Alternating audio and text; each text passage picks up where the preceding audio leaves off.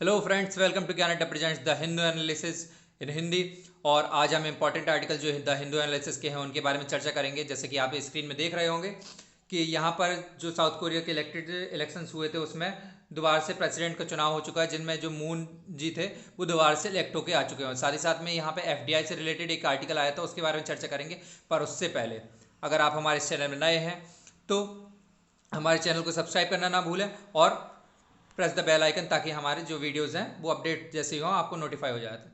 तो साथ ही साथ में यहाँ पे द हिंदू का जो एक कार्टून आया है, इस कार्टून में दिखाया गया है कि कार्टून के में जो माइग्रेंट लेबर्स हैं, यहाँ पे जो माइग्रेंट लेबर्स इस तरीके से दिखाए जा रहे हैं, इन माइग्रेंट लेबर्स के लिए कोई भी ट्रांसपोर्ट की व्यवस्था नहीं की जा रही। और इस तरीके से ये जो फ्लैटन कर्व है, सॉरी, यहाँ पे जो कर्व है कोरोना की, उस कोरोना कर्व को फ्लैटन करने की बात कही जा रही है, ताकि ये माइग्रेंट लेबर्स जो ट्रेवल करेंगे उसके थ्रू क्या हो सकता है। इनका मानना ये है लोगों का, जो यहाँ पे ये लोग इनकी सोच बताई जा रही है कि जो माइग्रेंट लेबर से क्रॉस करेंगे इधर से एक जगह से दूसरी जगह, तो इनके थ्रू जो कर्व है कोरोना की ये फ्लैटन हो सकती है। इस तरीके से कार्टून में दिखाया गया है।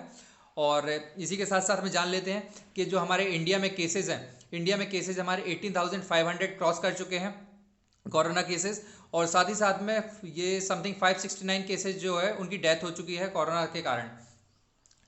और इस तरीके से बात की गई है। चलिए आगे बढ़ते हैं। आगे का आर्टिकल जो है हमारा, Moon rising on the South Korean election. जी हाँ, तो साउथ कोरिया में जो अभी हाल ही में चुनाव किए गए थे 15 अप्रैल के दिन पर, जो कि पिछले आर्टिकल्स में द हिंदू के पिछले आर्टिकल में डिस्कस कर चुके हैं। तो उसमें जो प्रीवियस प्रेसिडेंट थे, जो पुराने प्रेसिडेंट थे, उनका दोबारा से इलेक्शन होगा और वो फिर से जीत के साथ में, बहुमत के साथ में प्रेसिडेंट चुने गए। इस तरीके से यहाँ पे बताया गया दक्षिण कोरिया की जो सत्तारूढ़ पार्टी थी राष्ट्रपति मून के लिए शांति प्रयासों के तेजी से लाने का एक मौका हो गया। अब इसमें किस तरीके की बात की गई है, दक्षिण कोरिया की जो राष्ट्रपति मून जे इन, जिनकी सरकार में कोविड-19 महामारी की कमान संभाली थी, ने पिछले हफ्ते राजनीतिक जीत हासिल कर ली।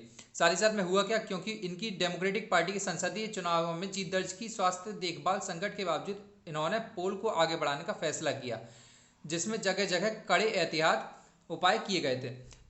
इससे पहले की जो आर्टिकल था उसमें ये चर्चा की गई थी कि इलेक्शन जो करवाए गए उसमें इलेक्शंस में काफ़ी ज़्यादा प्रिकॉशंस रखे गए, कि सोशल डिस्टेंसिंग को ध्यान में रखा गया, थर्मल मशीन से जो था उनको टेम्परेचर मेजर किया जा रहा था जो भी वोटर्स आ रहे थे, और सोशल डिस्टेंसिंग को भी ध्यान में रखते हुए ग्लव्स और मास्क का भी प्रिकॉशंस कहा था कि आपको पहन के ही वोटिंग करनी है।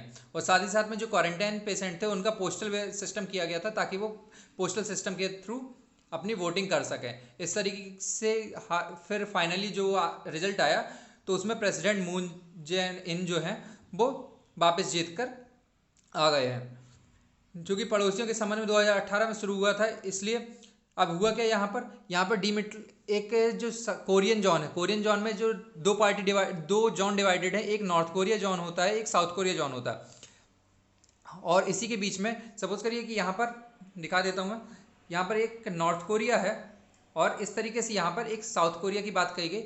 इसमें ये डीमिटलाइज्ड जॉन है, डीएमजे, डीमिटलाइज्ड जॉन यहाँ पर। और साथ ही साथ में यहाँ पर एक जो है 38 पैरेलल लाइन्स जाती है, इस तरीके से बात की गई है 38 पैरेलल लाइन। तो 38 पैरेलल लाइन पूछ लिया जाता है कभी कभी, क्वेश्चन में डायरेक्ट आ जाता है कि 38 पैरेलल लाइन किन दो कंट्रीज को डिवाइड करती है।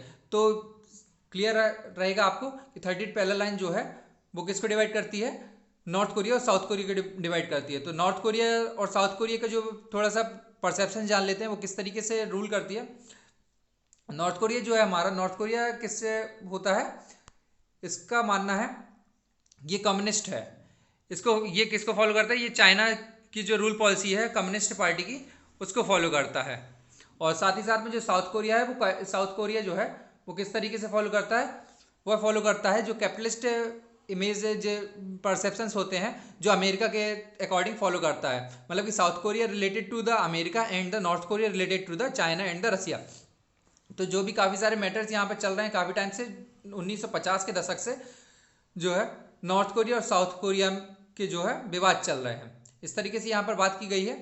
और फिर आगे देख लेते हैं कि हो सकता है कि जब से बात ये है कि जो साउथ कोरिया में जब से ये जो मून जे इन आए हैं तब से काफ़ी ज़्यादा शांति समझौते चल रहे हैं साउथ कोरिया और नॉर्थ कोरिया के बीच। तो आशा करते हैं कि ये दोबारा चुन के आए हैं जब से, तो हो सकता है कि शांति जो वार्ता है वो आगे बढ़ सके और नॉर्थ कोरिया और साउथ कोरिया के बीच के जो संबंध है, व्यापारिक संबंध और किसी भी तरीके से जो भी अच्छे संबंध हो सके, इस तरीके से चर्चा की जा रही है। हालांकि जो बात की जाए तो काफ़ी सारे मीटिंग्स हो चुकी हैं। यहाँ पर दक्षिण कोरिया में ये दिखाया गया है, इमेज में भी आप देख सकते हैं, ये है जो डिमिलिटराइज DMZ जो लाइन बोली गई है, यह DMZ लाइन, डिमिलिटराइज्ड जोन। यहाँ पर कोई भी आर्मी नहीं रहती है। और यहीं पर मून जेन इन और नॉर्थ कोरिया जो किम जोंग इन है, इनके बीच में मुलाकात हो चुकी है। साथ ही साथ में फरवरी 2019 में सेकेंड बार मीटिंग हुई थी अमेरिकी राष्ट्रपति जो डोनाल्ड ट्रंप है और किम जोंग इन के बीच में बातचीत हो चुकी है। इससे पहले सिंगापुर में भी इनके बीच में बातचीत हो चुकी थी। और इनकी जो बातचीत का मैटर था, क्योंकि आप सुनते होंगे कि नॉर्थ कोरिया और अमेरिका के बीच में हमेशा रसाकसी सी रहती है, काफ़ी ज़्यादा तनाव रहता है। अब दोनों की कुछ शर्तें हैं, उस शर्तों को लेकर यहाँ पर चर्चाएं हुई थी। चर्चाओं का वैसे क्या था कि आप क्या करिए, आप न्यूक्लियर जो वेपन्स का जो एरिया है उसको बंद करिए, न्यूक्लियर टेस्टिंग बंद करिए, और हम आपका इकोनॉमिक रिसेशन जो है उसको ख़त्म कर देंगे। तो इन दोनों में यही दिक्कत आ रही है अब शुरुआत से कि नॉर्थ कोरिया के जो डिक्टेटर है, रूलर जो है, वह क्या बोलते हैं, वह बोलते हैं कि एक काम करिए कि आप इकोनॉमिक रिसेशन पहले ख़त्म करिए, तब जाकर हम अपना जो न्यूक्लियर टेस्टिंग है उसको बंद करेंगे। और अमेरिकी जो राष्ट्रपति डोनाल्ड ट्रंप है, उनका कहना है कि आप पहले हमको न्यूक्लियर जो टेस्टिंग है उसको बंद करके हमें जो एक्सेस है न्यूक्लियर पूरा हैंडओवर हमको करिए, जो भी न्यूक्लियर टेस्टिंग का जो भी एरिया है उसका एक्सेस हमको दीजिए, फिर जाके हम आपको इकोनॉमिक रिसेशन देंगे। जिसमें काफ़ी ज़्यादा रसाकसी चलने के कारण फरवरी 2019 में जो सेकेंड मीटिंग हुई थी इन दोनों के बीच में, वह भी असफल रही और फाइनली ये वापस आ गए। इस तरीके से बात यहाँ पर की गई इस आर्टिकल में। और फिर आगे बात की गई कि हालांकि अब अमेरिकी राष्ट्रपति जो हैं उनका तो बड़ा मुश्किल है कि वो इस सब चीज़ों में ध्यान दे पाएँ इस तरीके की मीटिंग में, शांति वार्ता में। लेकिन क्योंकि यहाँ पर तो अभी महामारी के कारण वैसे ही परेशान है अमेरिका। सबसे ज़्यादा हाईएस्ट केसेज जो है अमेरिका में सामने आ रहे हैं, सबसे ऊपर की लिस्ट में जो है अमेरिका है। और इसके बाद में नवंबर में इनके पास में चुनाव का टाइम आ जाना है, तो चुनाव के बाद में इनको अभी कोई टाइम नहीं मिल पाना है इस तरीके से कोई भी बात करने का। लेकिन एक अच्छा मौका बताया जा रहा है, क्योंकि जो साउथ कोरिया के प्रेसिडेंट हैं, साउथ कोरिया के प्रेसिडेंट दोबारा से चुनकर आए हैं वही, तो इनके पास में अच्छा मौका है कि यह अच्छे से शांति वार्ता कर सकें और समझौते के साथ में इन दोनों के कंपैरिजन, इन दोनों का जो परेशानियाँ हैं जो उसमें समझौता बढ़ा सकें। तो इस तरीके की बात यहाँ पर की जा रही है। देखते हैं आगे क्या होता है। और फिर नेक्स्ट आर्टिकल है हमारा, next article related to New Zealand approach on the Chinese investment. अब ये काफ़ी ज़्यादा खतरे की बात बताई जा रही है कि हो सकता है कि जो चाइनीज़ इन्वेस्टर्स हैं वो हमारे यहाँ पर काफ़ी ज़्यादा जो इन्वेस्ट करने की कोशिश करें। और इस तरीके से बात यहाँ पर की जा रही है कि जो भी हमारे भारत के साथ में पड़ोसी देश हैं, उन भारत के साथ में पड़ोसी देशों की जो इन्वेस्टमेंट है उस पर ध्यान दिया जाए। यानी कि FDI, जो FDI होता है फॉरेन डायरेक्ट इन्वेस्टमेंट जो होता है, जो फॉरेन डायरेक्ट इन्वेस्टमेंट होता है, उसके लिए यहाँ पर चर्चा की है। तो इस तरीके से फॉरेन डायरेक्ट इन्वेस्टमेंट के लिए कमान संभाली गई है गवर्नमेंट के थ्रू। पहले FDI जो होता है वो दो तरीके से होता है, एक RBI के थ्रू होता है, एक होता है RBI के थ्रू, और दूसरा होता है गवर्नमेंट के थ्रू। तो RBI के थ्रू में क्या होता है कि यहाँ पर इसको कोई दिक्कत नहीं होती है, FDI डायरेक्ट हो जाता है। बस 30 डेज़ के अंडर में अगर कोई भी चीज़ें चालू करनी, कोई भी इन्वेस्टमेंट करना है किसी को, तो 30 डेज़ के अंदर में इसको नोटिफाई करना होता है कि हाँ हमने ये काम चालू किया। लेकिन गवर्नमेंट में काफ़ी सारी प्रॉब्लम्स आती है, गवर्नमेंट में हर चीज़ का वेरिफिकेशन देना पड़ता है। इस तरीके से यहाँ पर बात की गई।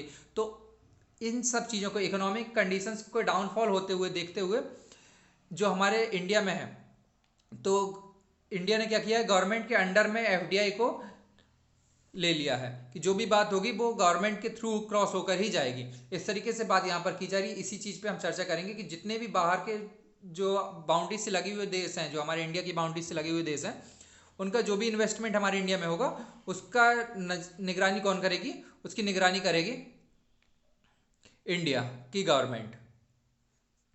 तो इस तरीके से यहाँ पर बात की जा रही है। और फिर आगे देखते हैं कि और क्या क्या चर्चाएं की गई हैं। तो अब पहले देख लेते हैं कि हमारा जो इंडिया है उसमें यहाँ पे सपोज करिए, तो यहाँ पे देख लेते हैं वाणिज्य और प्रेस जो भी हैं हमारे, यहाँ पे भूमि साझा करने वाले जो भी प्रत्यक्ष विदेशी निवेश हैं उन पर प्रतिबंध लगा दिया है जो मतलब कि डायरेक्ट इन्वेस्टमेंट होगा उस पर ऑटोमेटिक जो रूल होता है, ऑटोमेटिक जो आरबीआई के थ्रू होता है, उस पर प्रतिबंध लगा दिया है। और कहाँ से, किसके अंडर में ले लिया है? गवर्नमेंट ने अपने अंडर में ये सारे पावर्स ले लिए हैं। क्योंकि इस कदम से चीनी निवेशकों से उद्देश्य में देखा जाता है कि जो चुनिंदा कंपनी में इक्विटी ब्याज लेने के लिए अवसादग्रस्त आर्थिक स्थितियों के बाद लॉकडाउन से सस्ते मूल्यांकन का फायदा उठा सकते हैं। क्या होगा कि काफ़ी ज़्यादा हमारे अंदर इकोनॉमिक रिसेशन होगा और हमको कैश की वैल्यू, कैश चाहिए पड़ेगा, नगद की ज़्यादा मांग होगी। तो हो सकता है कि ये जो कंपनियां हैं, जो उपनिवेशी कंपनियां हैं, यह हमारा फ़ायदा उठा सके और हो सकता है हम हमसे ज़्यादा शेयर्स ले लें। जो भी कंपनीज हैं, इंडियन कंपनीज हैं, उन पर ज़्यादा शेयर्स ले लें और डिसीजन मेकिंग पावर्स किसके हाथ में आ जाए, या बाहर की जो कंपनीज हैं उनके हाथों में आ जाए। तो ये सारी प्रॉब्लम्स देखी जा सकती हैं। साथ ही साथ में वाणिज्य मंत्रालय ने प्रेस नोट 2020 सीरीज के अनुसार अवसरवादी अधिग्रहण के इस डर से भारत अकेला नहीं है। केवल भारत ने इस तरीके का डिसीजन नहीं लिया है, हो सकता है कि इस अपॉर्चुनिटी का फायदा बहुत सारी जगहों पर देखने को मिल सकता है। इस कारण से इटली, स्पेन, फ्रांस और ऑस्ट्रेलिया ने भी अपने कारोबार को बचाने के लिए क्या किया है, इसी तरीके की कार्रवाई की है।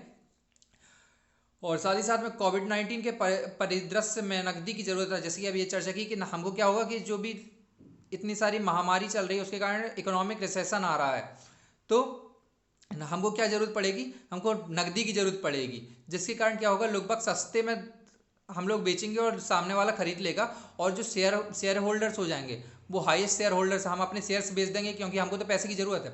तो क्या होगा कि जो भारत के बाहर की कंपनीज हैं, लाइक चाइना पे मेन फोकस किया गया यहाँ पर कि 51% अगर शेयर्स उनके हाथ में चले जाते हैं और हमारे पास में 49 शेयर्स हो जाते हैं, तो शेयर जो डिसीजन मेकिंग पावर हो जाएगी वो किसके हाथ में हो जाएगी, वह चाइनीज़ कंपनीज के हाथ में हो जाएगी, चाइनीज़ इन्वेस्टमेंट के हाथ में। इस तरीके की बात यहाँ पर की जा रही है। तो काफ़ी डर भी हो सकता है। इसको बचाव में करने के लिए यहाँ पर निगरानी रखने की बात कही गई है गवर्नमेंट के थ्रू। तो चीनी पूंजी व निवेश न केवल ईंट और मोटर उद्योगों पे नहीं, बल्कि क्या हो रहा है, सिर्फ बड़े बड़े जो कारखाने, इन सब बस पर नहीं हो रहे हैं जो भी उद्योग है चीन के।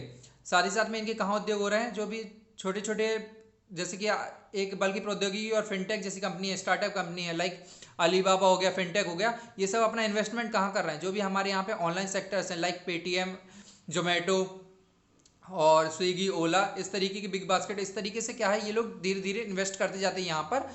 और ये अपना इन्वेस्टमेंट जैसे करते जाएंगे और इनके शेयर्स अगर बढ़ गए तो ये सारी चीज़ें अंडर कहाँ चली जाएंगी, चाइना के अंडर में चली जाएंगी, जो चाइना इन्वेस्टमेंट कंपनीज हैं इनके अंडर में चली जाएंगी। तो इस तरीके की बात यहाँ पर की जा रही है। यह बहुत संभव है कि भारतीय कंपनी में चीनी निवेश पर अंकुश लगाने से उसे नियंत्रित करने का एक कदम हमेशा ताश के पत्तों पर और एक ट्रिगर की तरह, मतलब कि क्या हो गया कि ये एक अच्छा मौका था कि अब जो हमें कंट्रोल करना था इन्वेस्टमेंट में, फॉरेन इन्वेस्टमेंट में जो कंट्रोल करना था, तो ये एक अच्छा मौका है कि हम बहाना बना सकते हैं कि कोविड-19 के कारण हमको अपना इकोनॉमिक जो है उसको बैलेंस करना है। उस बैलेंस के कारण हम अभी इन सब चीज़ों का बहाना देकर ये सारे रूल्स रेगुलेशंस फॉलो कर सकते हैं। तो ये अच्छा मौका है हमारे लिए, बात की गई है। इस बात को लेकर हमेशा से कोई मतभेद नहीं रहा है निजी क्षेत्र और राज्य क्षेत्र में। अब देखा जाए तो चीन में बेसिकली देखा जाए तो जो भी इन्वेस्टमेंट सेक्टर्स हैं और जो स्टेट सेक्टर्स हैं उसमें काफ़ी ज़्यादा डिफरेंस नहीं रहा है। मतलब कि जो भी एक पतली सी एक हल्का सा डिफरेंस है इन दोनों के बीच में, कि जो चाइना का प्राइवेट सेक्टर है वो मेनली ऑथराइज्ड किसका है, मतलब मेन पावर देखा जाए तो स्टेट के हाथ में ही रहती है, मतलब कंट्री के हाथ में ही जो भी प्राइवेट सेक्टर वो चाइना ही कहलाएगा कि वो चाइना की पावर है। तो हो सकता है कि अगर चाइना के प्राइवेट सेक्टर्स के अंडर में हमारा डिसीजन मेकिंग पावर हो जाए तो वो चाइना के अंडर में चला जाएगा पूरा। चाइना के कारण हमको काफ़ी सारे नुकसान झेलने पड़ सकते हैं। इस तरीके से और भी बातें की गई हैं, हालांकि काफ़ी सारे पेशकश किए गए हैं। वर्तमान परिस्थितियों से मान्य सरकार अधिक सुस्पष्ट दृष्टिकोण अपना सकती है। लेकिन बात की गई है जो ग्रीन जोन होते हैं, दो प्रकार के जोन होते हैं यहाँ पर, ग्रीनफील्ड जोन और व्यापार में जो देखा जाए तो ग्रीनफील्ड जोन और ब्राउनफील्ड जोन। तो बता दें कि ग्रीनफील्ड जोन जो होता है, यहाँ पर देख सकते हैं आप, जो है कि ग्रीनफील्ड जोन को बाहर रखने की बात की गई है। ये ग्रीनफील्ड निवेश जो है उसको बाहर रखने की बात की गई है। तो ग्रीनफील्ड जोन क्या होता है और ब्राउनफील्ड जोन क्या होता है, इनके बारे में पहले जान लेते हैं। ग्रीनफील्ड जोन उस तरीके के जोन कि सपोज करिए कि कोई भी एक कंपनी आती है, उसको इनिशियल पॉइंट से वो स्टार्ट करती है किसी चीज़ को। उसको ज़मीन खरीदनी है, फिर ज़मीन खरीदने के बाद में काफ़ी ज़्यादा उसको सेटल करने के लिए, स्टेबल करने के लिए काफ़ी प्रयास करने पड़ रहे हैं। उसके लिए उसको लोग वाग चाहिए, मजदूर चाहिए, काफ़ी सारी चीज़ें चाहिए। मतलब कि वो बेसिक से स्टार्ट करिए। उस तरीके के निवेश को जो एक्सपेंस होता है उसको क्या बोलते हैं, ग्रीन फील्ड निवेश बोलते हैं। तो इसको इन सब चीज़ों से जो एफडीआई के जो अभी नए नॉर्म्स आए हैं उससे बाहर रखने की बात कही जा रही है। लेकिन जो ब्राउन फील्ड है, जैसे कि सपोज करिए कोई भी एक नया प्रोजेक्ट आता है, उस नए प्रोजेक्ट में जैसे कि उड़ान प्रोजेक्ट ले लेते हैं। उड़ान प्रोजेक्ट में उड़े देश का आम नागरिक जो प्रोजेक्ट था, उसमें काफ़ी सारी हवाई पट्टियाँ बंद पड़ी हुई थी। उनका क्या किया गया, जीर्णोद्धार करके, मतलब कि उनको दोबारा से मरम्मत करवाकर उनको उड़ान प्रोजेक्ट के अंदर अंदर ले लिया गया। तो ब्राउन फील्ड में क्या होता है कि पहले से कुछ चीज़ें तैयार होती हैं, बस उसमें रेनोवेशन करवा दिया जाता है, जीर्णोद्धार करवा दिया जाता है, और दोबारा उसमें ज़्यादा अपन को काम काज नहीं करना पड़ता है और चालू कर देना पड़ता है। मतलब कि कोई कंपनी फैक्ट्री पहले से पूरा अरेंजमेंट है, सब मशीनें हैं, सब कुछ है, बस उसको क्या करना है, ऑयलिंग करके चालू कर देना है। तो ब्राउन फील्ड को इसकी कैटेगरी के अंडर में रखा गया है जो गवर्नमेंट के एफडीआई रूल्स हैं। लेकिन ग्रीन फील्ड को इससे बाहर रखने की बात करी जा रही है, क्योंकि यह क्या करता है, यह अपॉर्चुनिटीज़ देता है जॉब्स रिलेटेड, और पूंजी जो हमारी इकोनॉमी है उसको बढ़ाने से रिलेटेड अपॉर्चुनिटी देता है। तो इस तरीके की बातें यहाँ पर की जा रही थी इस आर्टिकल्स में। आज के लिए बस इतना ही। आशा करते हैं आपको हमारी जो कंटेंट है और जो ये एफर्ट्स हम लगा रहे हैं वो पसंद आ रहे होंगे। अगर पसंद आ रहे हैं तो लाइक करें और ज़्यादा से ज़्यादा शेयर करते चलें, ताकि और भी लोगों को ये सारी चीज़ें पहुँच सकें। और शेयर करने के साथ साथ में सब्सक्राइब करना ना भूलें और बेल आइकन को जरूर प्रेस करें, ताकि जैसे भी हमारी वीडियो डले आपको नोटिफाई हो जाए।